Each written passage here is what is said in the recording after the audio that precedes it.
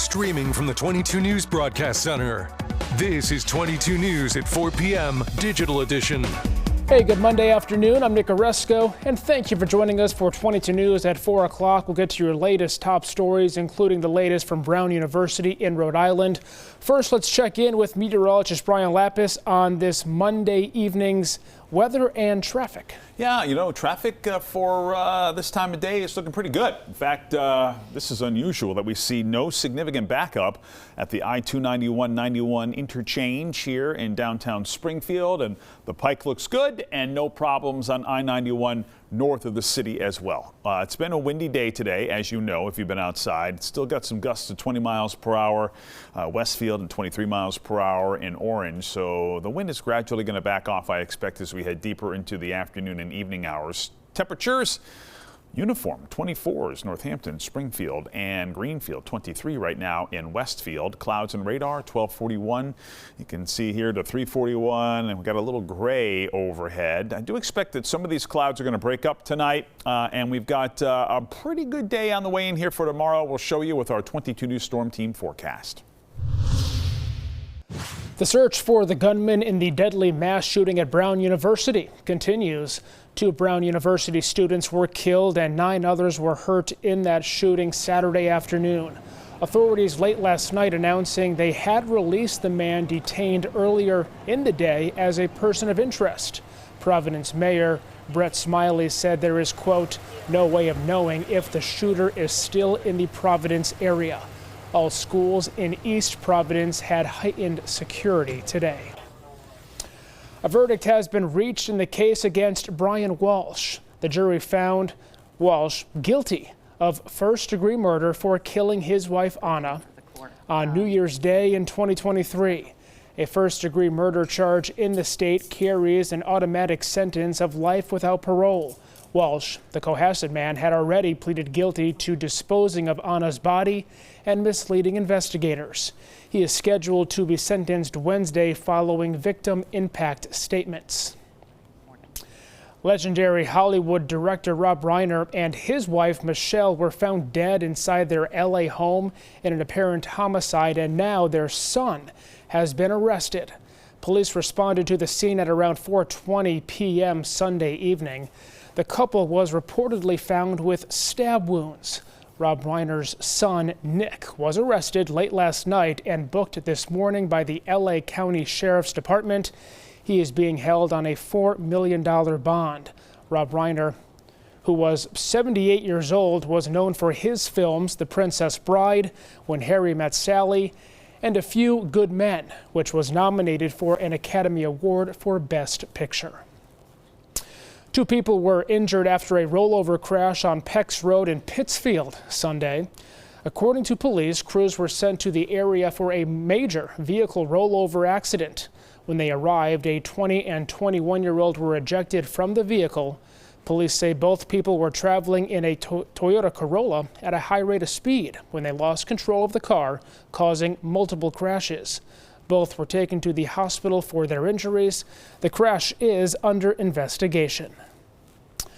Back now with Brian. Cold, chilly, and windy day today. Yeah, it certainly was. Temperatures only made it into the 20s here today. It's what we expected. We do have a warming trend that actually starts tomorrow as we head through the rest of the week. Let's take a look at clouds and radar. You can see here that we've got a little bit of gray over the valley right now. That also is expected. And we're going to have what I like to call variable clouds here for tonight. 5 o'clock here this afternoon. Some clouds around. Notice not a ton of clear air here at 7 p.m. Might even be a scattered flurry over the Berkshires as we move into and through the evening hours. Some clearing by midnight, but still we have clouds that are lingering here overnight into early tomorrow morning. This is 7 o'clock tomorrow morning, mostly clear. Sunshine at 10 o'clock and then bright at noontime. And you can see actually we stay relatively bright through sunset. I'm going to call it a mostly sunny day here for tomorrow. High temperature into the low 30s and then low 40s by the time Wednesday rolls around. We'll track that warming trend on 22 News starting at 5. Well, the Patriots' 10-game winning streak came to an end this weekend. They lost Sunday's game to the Bills 35-31. The Pats jumped ahead early, taking a commanding 24-7 lead into halftime. From then on, though, the defense struggled to contain Josh Allen and company, surrendering 4 straight touchdowns in the second half. Despite the disappointing loss, the Patriots remain in the driver's seat for the AFC East. They travel to Baltimore next Sunday to take on the Ravens in prime time. And you can catch that game right here on 22 News with kickoff set for 8:20. Springfield-based dictionary company Merriam-Webster has announced that slop is the word of the year in 2025. Slop was first used in the 1700s to mean soft mud, but it evolved more generally to mean something of little value. The definition has since expanded to mean digital content of low quality that is produced usually in quantity by means of artificial intelligence. To select the word of the year, the dictionary's editors review data about which words have risen in search results and usage. Roomba maker iRobot has filed for Chapter 11 bankruptcy protection. The Bedford-based company has faced recent struggles such as increased competition, layoffs, and a declining stock price. In 2022, Amazon announced it would buy iRobot for about $1.7 billion, but that deal was called off last year. iRobot said yesterday that it is now being acquired by its primary contract maker, Patriots. The company does not expect any disruptions to its devices, apps, or other operations. Tonight on 22 News, starting at 5 o'clock, students at UMass Amherst are reacting to Saturday night's mass shooting at Brown University after a shooter killed 2 students. We hear from local students about their concerns on safety. Plus, the Springfield Regional Chamber hosted a discussion on the future of health care. Hear what state and federal leaders are saying.